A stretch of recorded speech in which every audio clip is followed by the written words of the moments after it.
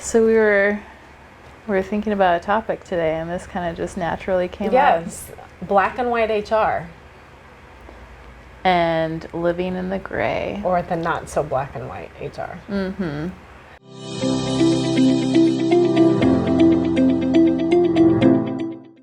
We would love things to be black and white.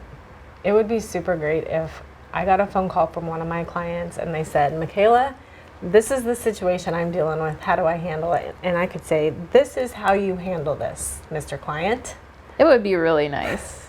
That's never the case.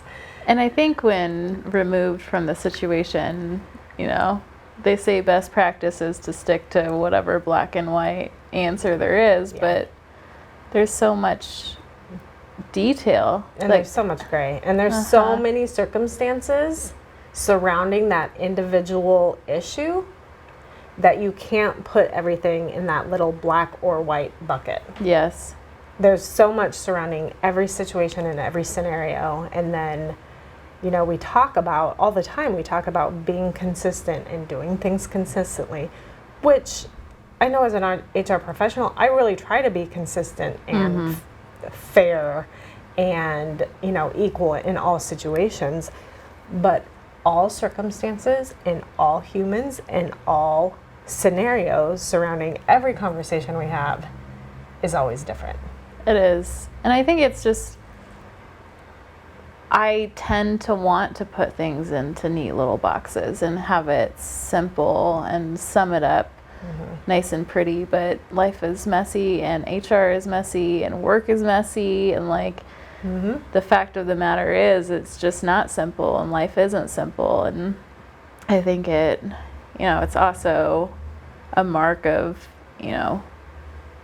learning maturity is recognizing that and knowing that it's not, just because it's the easy way to think of it a certain way doesn't mean it's the right way. Exactly.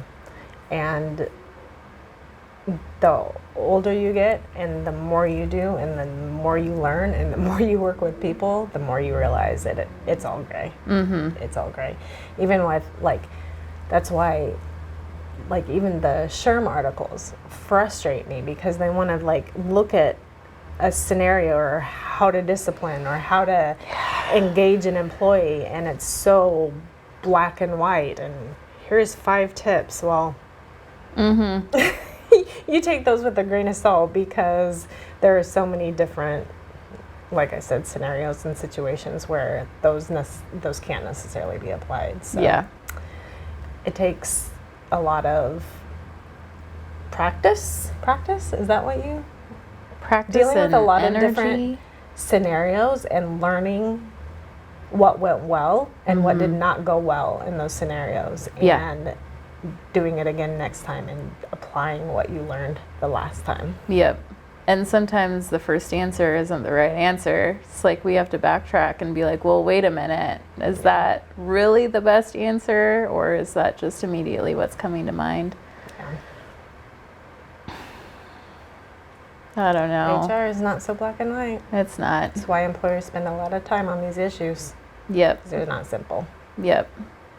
I think that's, despite how hard that is and how much energy it takes, I think that's part of what makes the job interesting, is thinking about those situations. It's like a puzzle or a game in every situation, in every scenario. And you start with this, you start with the facts, you start with the situation, you start with even looking at, those not so tangible, people's feelings and life circumstances and all those things. And you take all of those into consideration, and you take it one step at a time and see how it plays out. And it's I think about, recent benefits experiences and going through this whole thing and jumping through all these hoops, and then today we're is this even worth it to do all of this in the end? Are we putting as much energy into this as it would be just keeping it as is? And then thinking about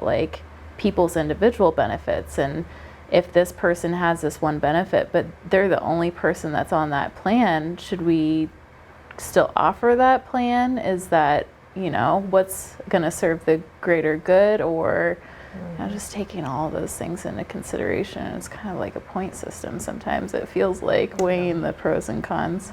Weighing the pros and cons. Living in the gray. Yep. Okay. Okay. We're done with that conversation. We're like, over. Done. That's it. Okay.